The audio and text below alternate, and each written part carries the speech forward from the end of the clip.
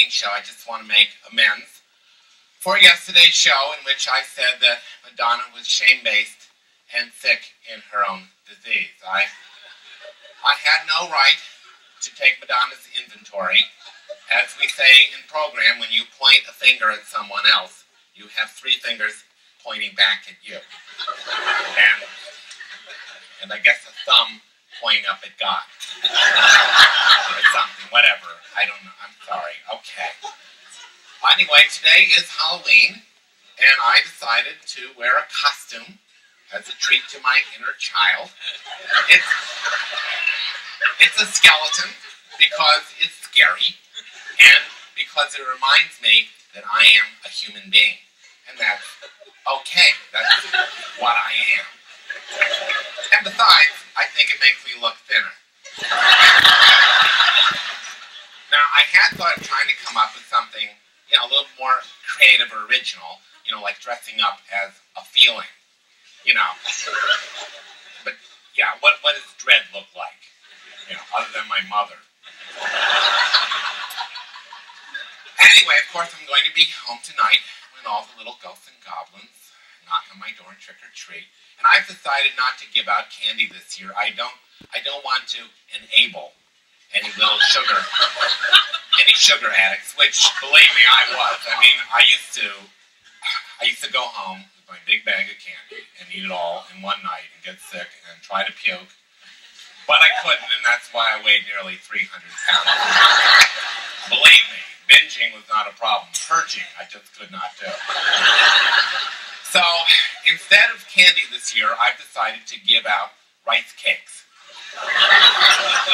A few kids might be disappointed, but that's okay. It's their problem. Anyway, tonight I've decided to do something a little different. Take a risk.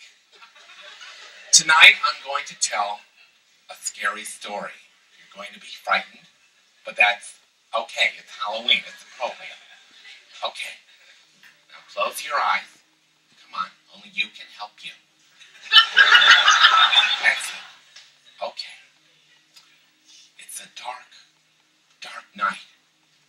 And this 12-year-old girl is home babysitting for her little brother and sister who are asleep upstairs. And she's really scared because it's a big house and because it's a dysfunctional family and it's just scary in this place to begin with. And suddenly, the phone rings. And she picks it up and the voice on the other end says, and the girl says, what? And the voice says, so she hangs up the phone. Now she's really scared, so she runs upstairs and checks on the kids, and they're fine. So she goes back downstairs, but she's still really scared, so she eats some Sara Lee or something. And then the phone rings again. She picks it up, and the voice says,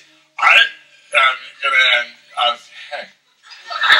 Well, now she's really scared, and she calls up the operator and she says, I'm getting all these weird calls, and it's scary, and the operator says, hang up, and we'll stay on the line and see if we can trace it. So the girl hangs up the phone, and right away, the phone rings. She picks it up, and the voice says, and just then, the operator jumps on the line. She says, the call's coming from inside the house. It's your father, and he's been drinking.